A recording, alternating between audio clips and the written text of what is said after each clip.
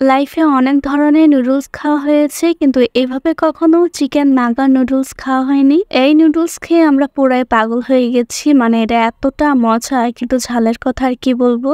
যত পরিমাণ ঝাল ছিল এর থেকে বেশি মজা ছিল, মানে ঝালের জন্য খেতেই পারিনি ভালো করে। যাই হোক, আজকে সবকিছু শেয়ার করবো আপনাদের সাথে। তো চলুন ভিডিওটি আমরা শুরু করে দিই। আমার সকল ভালোবাসার আপু এবং ভাইয়ারা, ভিডিওতে একটি লাইক দিয়ে ফুল ভিডিও দেখা শুরু করে দিন। এখানে ছিল টমেটো কুচি, গাজর কুচি, পেঁয়াজ, আর ছিল হচ্ছে একটা বোম্বাই মরিচ। অনেকে আবার এটাকে নাগা মরিচও বলে থাকে। আর কড়াইয়ের মধ্যে অল্প একটু তেল দিয়ে এটার মধ্যে হচ্ছে কাঁচা মরিচ কুচি আর সাথে হচ্ছে পেঁয়াজ দিয়ে দিয়েছি। যেহেতু আজকে নুডলসটা অনেক বেশি স্পাইসি হবে, এই জন্য একটা নাগা মরিচ একদম কুচি কুচি করে কেটে নিয়েছি। এরপর কড়াইতে একটা ডিম দিয়ে দিলাম আর হচ্ছে পেঁয়াজ আর কাঁচা মরিচগুলো একটু আলাদা সাইডে রেখে দিয়েছি। এবার ডিমটাকে হালকা করে ভেজে নিব।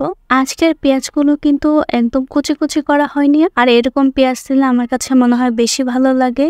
একটা আন্টি ছিল যে কিনা এইভাবে রান্না করতো আর পেঁয়াজগুলো এরকম বড় সাইজের করে দিত। আমার কাছে খুবই ভালো লাগে, মানে আন্টির থেকে আমি এইভাবে শিখেছি। ডিমটা ভাজা হয়ে গেলে এবার আমি একটা মশলা দিয়ে দিব, মানে নুডলসের মশলা। আর মশলাটা দিয়ে এভাবে অনবরত নাড়াচাড়া করতে হবে। ডিম ভাজার পরে আমি এখানে চিকেন দিয়ে দিয়েছি আর চিকেনটা মশলা দিয়ে সবগুলো একসাথে ভেজে নিব আমি। আর এটার মধ্যে আমি আরো কিছু উপাদান দিব, সেটা আমি আপনাদেরকে পরে শেয়ার করব। আগে থেকে যে আমি সবজিগুলো কেটে রেখেছিলাম সেগুলো এখন দিয়ে দিব। ফার্স্টে দিয়ে দিব হচ্ছে গাজর কুচি। গাজর কুচিগুলো দিয়ে ভালো করে নাড়াচাড়া করতে হবে। আর নুডলসের মধ্যে আমার কাছে গাজর দিলে বেশি ভালো লাগে, সুন্দর একটা কালার চলে আসে। এরপর আমি দিয়ে দিব টমেটো কুচি। আর টমেটো কুচি আর গাজরগুলোকে একটু বয়েল করতে হবে, এই জন্য একটু নাড়াচাড়া করতে হবে। আর চুলার আঁচটা এই পর্যায়ে মিডিয়াম আঁচে রেখে রান্না করতে হবে। আপনারা চাইলে আরো সবজি অ্যাড করতে পারেন, কিন্তু আমার কাছে এত বেশি সবজি দিলে ভালো লাগে না।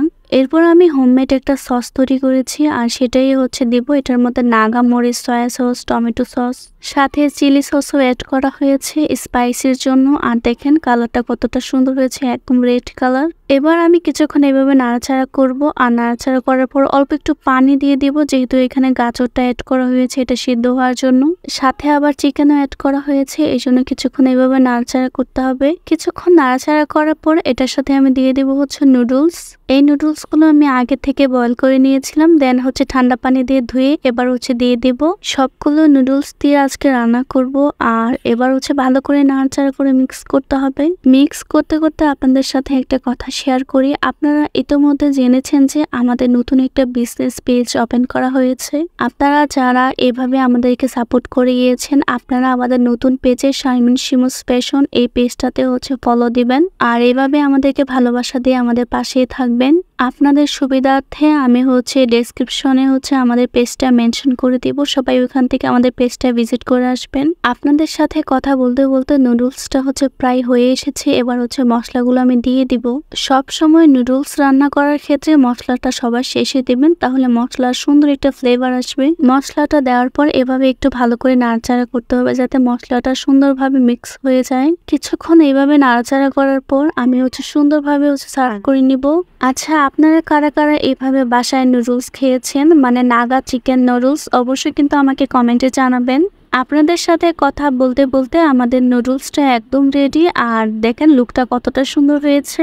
এবার হচ্ছে টেস্ট করার পালা। আর টেস্ট করে বলবো আমি আপনাদেরকে আসলে এটা কেমন হয়েছিল। বাসায় কিন্তু অবশ্যই একবার হলেও ট্রাই করবেন আর আমাদেরকে জানাবেন কেমন হয়েছে। এখন আমি খেয়ে রিভিউ দিই আসলে কেমন হয়েছিল খেতে। আর বিশ্বাস করেন, খেতে আসলে অনেক বেশি মজা হয়েছিল আর অনেক বেশি স্পাইসি ছিল, যেহেতু আমি নাগা মরিচটা দিয়েছি। আর খেতে অনেক বেশি ভালো লেগেছে। আজকের ভিডিওটি ভালো লাগলে অবশ্যই লাইক কমেন্ট করবেন আর ভিডিওটি সবাই বেশি বেশি করে শেয়ার করে দিবেন। Thanks for watching, take care and আল্লাহ হাফেজ।